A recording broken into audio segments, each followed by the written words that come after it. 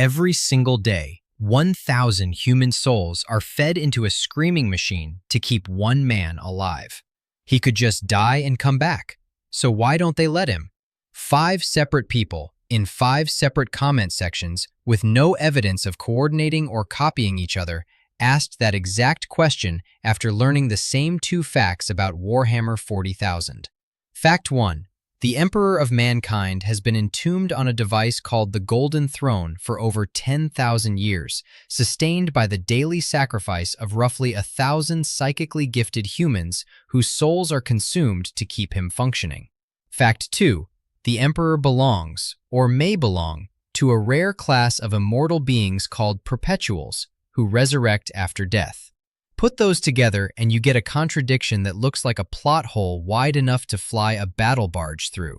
The entire sacrificial apparatus of the Imperium, the black ships, the psyker tithes, the industrial-scale soul harvesting, exists to keep alive a being who might simply need to die in order to come back stronger.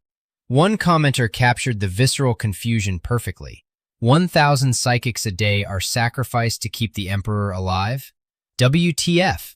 Posted after watching a competitor's video that glossed over the sacrifice as if it were a footnote rather than an ongoing atrocity. That reaction was correct. The sacrifice deserves to be dwelt on. And the reason nobody lets the Emperor die isn't bureaucratic stupidity or religious zealotry. The Emperor is being contained. The daily burning of 1,000 psykers is an act of desperate cosmic damage control, because letting a being whose soul is now entangled with the warp die and respawn might not bring back the Emperor at all. It might unleash something far worse. The explanation starts with a door that should never have been opened, buried deep beneath the Imperial Palace. Newcomers to the setting assume the Golden Throne operates as life support, a medical device keeping a ruined body from fully dying. That is one of its functions, and the least important one. The throne's primary purpose is to seal a permanent breach in the Imperial Webway, an ancient network of interdimensional tunnels built by the Eldari species that was torn open beneath the Imperial Palace on Terra. If the throne stops performing this function, Terra itself becomes a demon world. The Emperor's physical form crossed the line from living body to desiccated husk millennia ago. His flesh wasted to nothing, his transformation from transhuman leader to living corpse complete in every biological sense. The throne itself is a relic of the dark age of technology, a period of human innovation so advanced that the current Imperium can't replicate or even fully understand the devices it left behind. Tech priests of the Adeptus Mechanicus tend its mechanisms with the reverence of monks preserving a sacred text they can't read, performing maintenance rituals whose underlying logic was lost thousands of years before anyone currently alive was born. Something in that chamber screams at a frequency below language. Custodians who stand guard report a pressure behind their eyes that never fully recedes. The breach itself traces back to the Emperor's most ambitious plan. He'd envisioned a future where humanity would no longer depend on warp travel. The Webway would replace the entire dangerous, demon-haunted system of navigators, Geller fields, and the Astronomicon with clean, safe transit routes between the stars. No more psyker sacrifice. No more feeding souls into a machine. He built the Terran Gate directly beneath the Imperial Palace and sat upon the Golden Throne to hold it open with his psychic might, because the alien design network resisted human manipulation and required a mind of staggering power to stabilize. The arrangement was meant to be temporary, a scaffold, not a prison. Magnus the Red destroyed everything. The Primarch of the Thousand Suns, warned by visions of his brother Horus's impending betrayal, attempted to send a psychic warning directly to the Emperor on Terra. His intent was loyal, his method was catastrophically reckless. Magnus projected himself across the galaxy, and his psychic projections smashed through every protective ward the Emperor had painstakingly layered around the Webway Gate. Those wards weren't decorative. Each one had been crafted by the most powerful psychic mind in human history, specifically to prevent warp entities from detecting the gate and forcing entry. Magnus shattered them all in a single act of desperate filial loyalty. The barriers broke. Through the breach poured demons of every configuration, flooding into tunnel networks the Emperor had spent decades claiming for humanity. Entities that had no name and no fixed shape, just hunger. They filled the corridors of the webway like water filling a sinking ship. No amount of psychic power could fully repair what Magnus had torn. The webway gate beneath the Imperial Palace became a permanent wound in reality, a hole connecting the material universe directly to the screaming madness of the Imperium. And the only thing preventing that hole from swallowing Terra whole was the Emperor himself, holding the breach shut with his mind. What followed was the war in the webway, a grinding horror fought by the Custodian Guard and the Sisters of Silence in corridors designed by alien architects against an enemy that reformed as fast as it could be killed. Because the warp simply regenerated its soldiers without limit, it was always a losing action. The Emperor, trapped on the throne by necessity, could only watch through his psychic sight as his golden warriors bled and died in tunnels that were never supposed to be a battlefield. Humanity's best chance at freedom from the warp collapsed into a holding action that has continued, in various forms, for 10,000 years. When the siege of Terra demanded the Emperor's personal intervention against Horus, someone else had to sit on the throne. Malcador the Sigillite, his oldest friend and most trusted advisor, by some accounts the second most powerful human psychic ever to live, volunteered. He took the Emperor's place on the Golden Throne. The sheer psychic strain of holding back the tide of warp spawn pressing against the breach reduced Malcador to dust in a matter of hours. His body crumbled. His soul was consumed by the effort. The second most powerful human psyker who ever lived lasted less than a single day, doing what the Emperor has done every day for 10,000 years. 1,000 psykers burn daily because they are supplementary fuel for a psychic effort so immense that it instantly killed the only other being who ever attempted it. The fuel cost keeps climbing. According to records referenced in Imperial archives, 4 times the original number of psykers are now sacrificed daily to maintain optimal power levels to the Golden Throne and the Astronomicon. Older sources reference the Astronomicon Choir, the rotating body of psykers who amplify the Emperor's signal, as numbering 10,000 at any given time, each one burning through their life force in a matter of days before replacement. Games Workshop's own publications have offered different numbers across different editions and novels. The variance tells its own story. The number keeps rising. What began as a terrible but manageable cost has become an accelerating hemorrhage of human souls that grows wider with each passing century. Those psykers arrive aboard the League of Black Ships, operated by the Sisters of Silence, women who are psychic blanks, their very presence an anathema to warp-sensitive individuals. These vessels visit Imperial worlds on a rotation of roughly every 100 standard years to collect the psyker levy. On each world, local authorities have standing orders to identify and detain any individual showing signs of psychic ability. Upon arrival at Terra, sorting begins. Some psykers will be soul-bound to the Emperor and trained as astropaths, the Imperium's only means of faster-than-light communication. Astropaths transmit and receive psychic messages across interstellar distances, and every military deployment, trade route, and government directive depends on their functioning. Another group will serve in the Astronomicon Choir, the rotating body of psykers who amplify the Emperor's psychic signal across the galaxy. Choir duty is a death sentence measured in days, each one burning through their life force before being replaced by the next in an endless queue. And the rest, the majority, those whose gifts are too weak for specialized use or too strong for safe containment, are fed directly into the Golden Throne's mechanisms.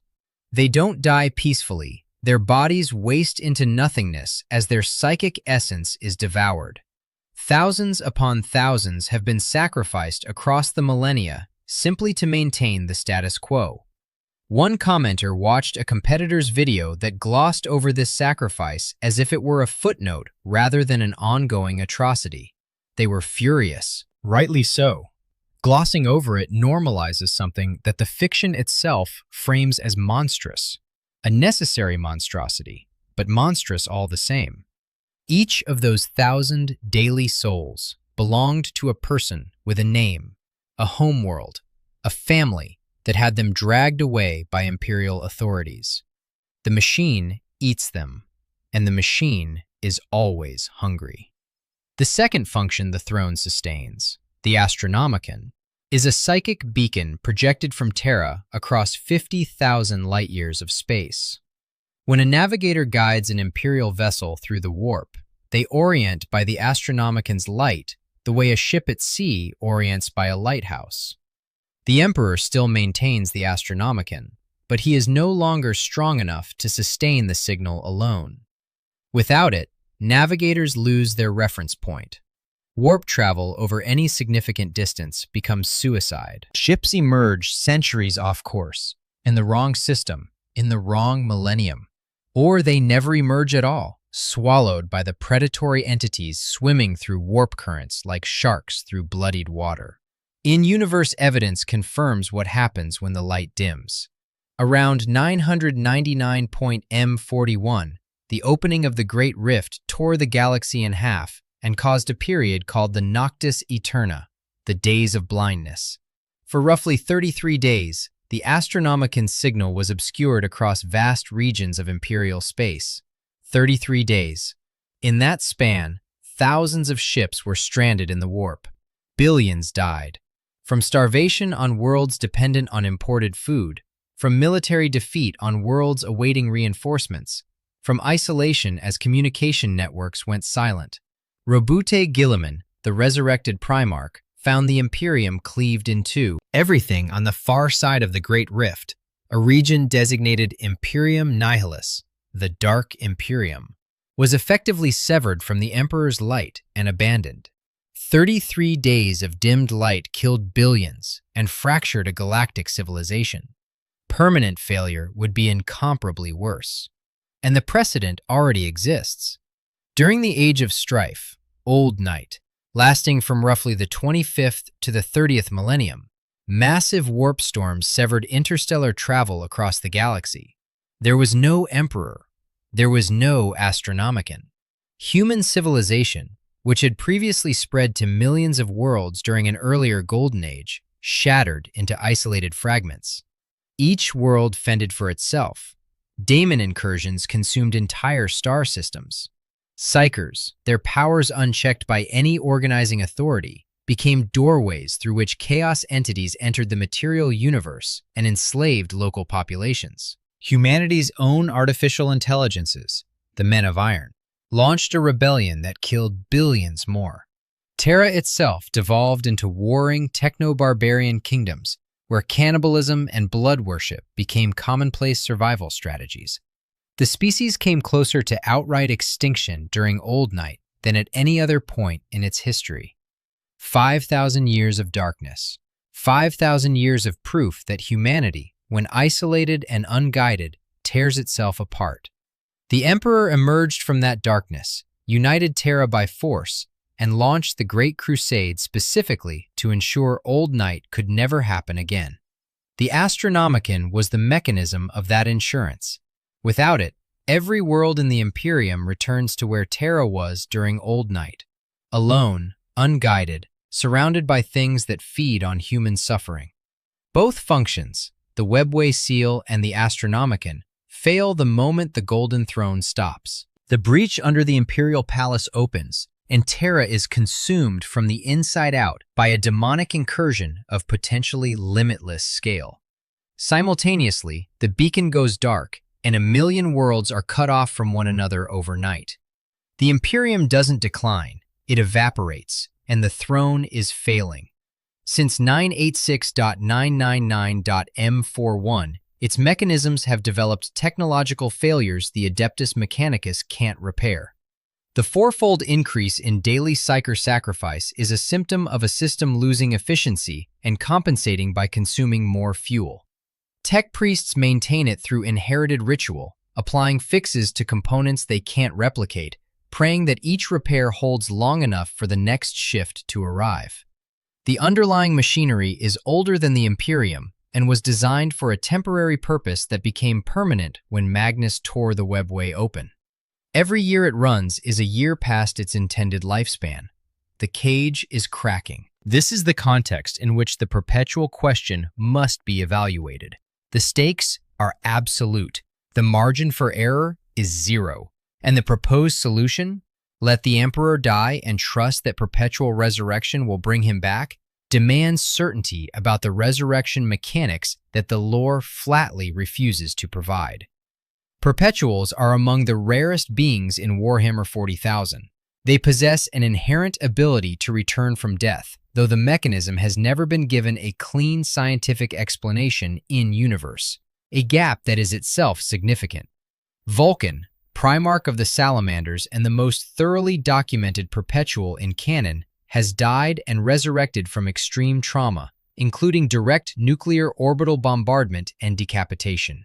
His body regenerated over timescales that varied from minutes to years depending on severity. Olanius Pius, a seemingly unremarkable soldier who is in fact one of the oldest perpetuals in existence, walked through millennia of human history, dying and returning across eras. Olivia Sirica, John Grammaticus. The roster of confirmed perpetuals is small, but their track record is well documented across the Horus Heresy novel series, written by authors including Dan Abnett, particularly the End and the Death series. At first glance, the Emperor's situation looks absurd.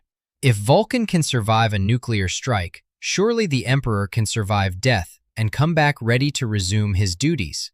The logic holds together right up until you examine 3 fractures running through it. Fractures that, taken together, make letting the Emperor die the most reckless gamble any civilization has ever contemplated. First, perpetual resurrection has documented failure modes. Vulcan's repeated deaths didn't leave him whole. Each resurrection inflicted cumulative psychological damage, an erosion of sanity that left him increasingly unstable. Dying hurts perpetuals in ways that healing the body doesn't fix. The trauma stacks, the mind frays. Vulcan endured this across a finite number of deaths over a finite period. The Emperor, if he is a perpetual, has been trapped in a state of continuous dying, sustained on the very edge of death by the throne's mechanisms, for 10,000 unbroken years. No other perpetual has experienced anything remotely comparable in duration or intensity. The psychological damage from that span exceeds every framework established by other perpetuals' experiences by orders of magnitude. Worse still, specific weapons and artifacts can bypass resurrection entirely. The fulgurite, a crystallized form of the Emperor's own psychic energy, and the athame, a chaos-touched ritual blade of immense antiquity, are both described in the lore as capable of killing a perpetual permanently, ending the cycle of death and rebirth with finality. If objects exist that can negate immortality altogether, the cycle has hard mechanical limits. Perpetual resurrection isn't guaranteed to be clean, complete, or functional under extreme conditions. The lore suggests it, the novels hint at it, and no source has ever confirmed otherwise. Second, the Emperor's status as a biological perpetual is genuinely ambiguous in the canon. An honest engagement with this question requires saying so plainly. The lore describes the Emperor as functionally immortal, and he existed for tens of thousands of years before the heresy. But the sources carefully avoid confirming that he shares Vulcan's exact biological respawn mechanics. Some interpretations, advanced across the Horus Heresy novels, particularly the later entries in Dan Abnett's End and the Death series, treat the Emperor as something that may have once been a perpetual, but has since become something else entirely, through the accumulation of psychic power so vast that conventional categories no longer apply. Other interpretations maintain he was always a perpetual in the biological sense. Games Workshop has declined to resolve this ambiguity, and given their track record, the ambiguity appears deliberate. Any analysis that treats his resurrection as a certainty is building on sand. The lore suggests, the novels hint, nothing confirms. Third, And this is the fracture that keeps certain characters in the lore awake at night. The Emperor's soul may no longer be entirely his own. For 10,000 years, he has existed at the intersection of the material universe and the warp. His psychic presence extends deep into the Imperium, fighting a war against the chaos gods that no mortal can observe directly. Lore from the Horus Heresy novels and modern 40K fiction hints, and the word hints is deliberate, because Games Workshop has never provided a definitive answer, that this prolonged exposure has fundamentally altered him. The novels suggest his power is growing even as his body decays. Something vast and terrible is stirring behind those dead eyes on the throne, something that may share the Emperor's memories without sharing his mercy. Fan theories and lore fragments converge on a single terrifying possibility. The Emperor is becoming something new, a new warp entity, a new god, shaped by the Emperor's psychic signature, but transformed by the medium of the warp, forged by 10,000 years of unbroken rage, pain, and psychic warfare against entities that corrupt everything they touch. If that being dies and enters the Imperium fully, the perpetual mechanic might trigger resurrection, but the thing that reassembles itself might carry the altered priorities of a warp entity wearing the Emperor's face, wielding the Emperor's power, and sharing none of the Emperor's original intentions for his species. The lore doesn't confirm this outcome. It doesn't deny it either. And when the stakes are the survival of every human being in the galaxy, might not be a problem isn't an acceptable risk assessment. Gilliman's experience lends canonical weight to this reading. When the Primarch was resurrected in the 41st millennium and granted an audience with the Emperor, his own father, the being who created him, whom he hadn't seen since before the heresy, the encounter left Gilliman shaken in ways that 10,000 years of stasis and a galaxy-splitting cataclysm had not. As depicted in the novel Godblight and the broader Dark Imperium series, what Gilliman perceived on the throne registered as something that may no longer be fully human. He walked away from his father's presence, believing the Emperor now regarded people as tools rather than souls, instruments to be used, not beings to be saved. Gilliman, the most capable strategic mind in the Imperium, the being best positioned to understand and trust his father, recoiled from what he encountered in the throne room. His reaction functions as evidence within the narrative itself. Whatever sits on that throne has been warped, perhaps literally, by millennia of communion with the very forces it was designed to oppose. The Star Child theory, which has occupied an uncertain space in the canon for decades, sometimes acknowledged in supplements, sometimes seemingly abandoned, proposed that if the Emperor dies, his soul enters the warp fully and, rather than resurrecting in the material world the way Vulcan's does, births an entirely new warp entity. Current canon hasn't fully endorsed or rejected this idea, leaving it in a deliberate state of ambiguity. Its persistence in the lore across decades suggests even Games Workshop's own writers aren't certain what the Emperor is becoming, or what his death would actually produce. So the Imperium faces the calculus in full. Pull the plug and the breach opens. Terra drowns in demons. The Astronomicon dies. 1,000,000 worlds go dark. And somewhere in the warp, the Emperor's soul, altered by 10 millennia of psychic warfare, entangled with chaos energies, grown into something his own son couldn't recognize, either resurrects as the savior humanity needs, or emerges as a new god with the power to reshape the galaxy and no remaining loyalty to the species he once built an empire to protect. The cost of being wrong is the immediate eradication of every world, every life, and every future humanity might have had. The Imperium's leadership, such as it is, has weighed this bet. They've weighed it for 100 centuries. Every day they choose the same answer: feed the machine. The Imperium remembers old night. It has watched the Great Rift swallow half the galaxy in living memory, and seen the Noctis Eterna's 33 days of dimmed light kill billions. 10,000 years of institutional memory have cemented a single, desperate certainty. The Golden Throne is the only barrier between humanity and absolute darkness. And nobody, in any position of authority, will gamble the survival of the species on a resurrection mechanic that the lore's own authors refuse to confirm works under these conditions. So they pay the toll.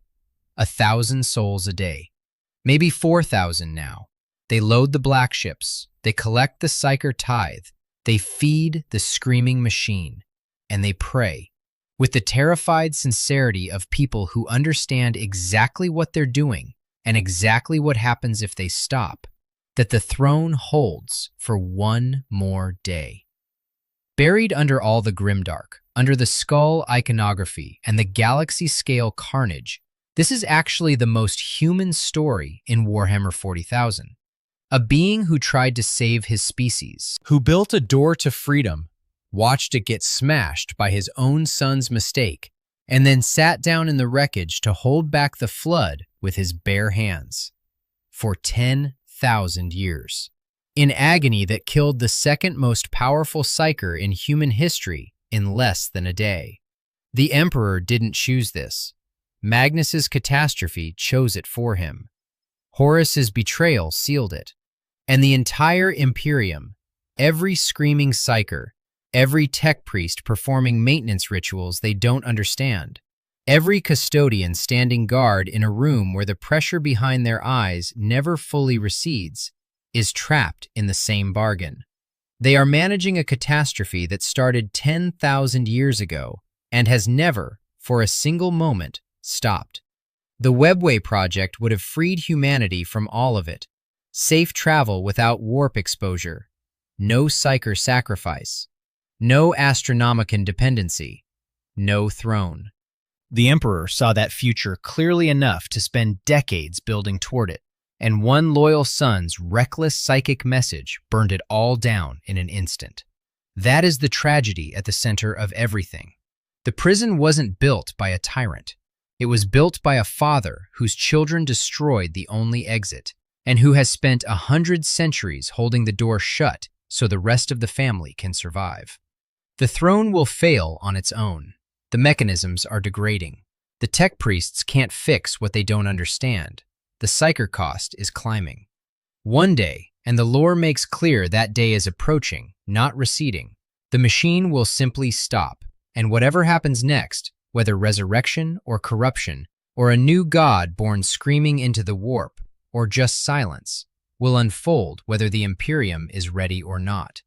If you're standing at the edge of this rabbit hole, looking down, wondering whether a setting this dark is worth caring about, it's because beneath the horror, someone is suffering to keep the lights on. And that's a story worth knowing. Subscribe for more stories like this.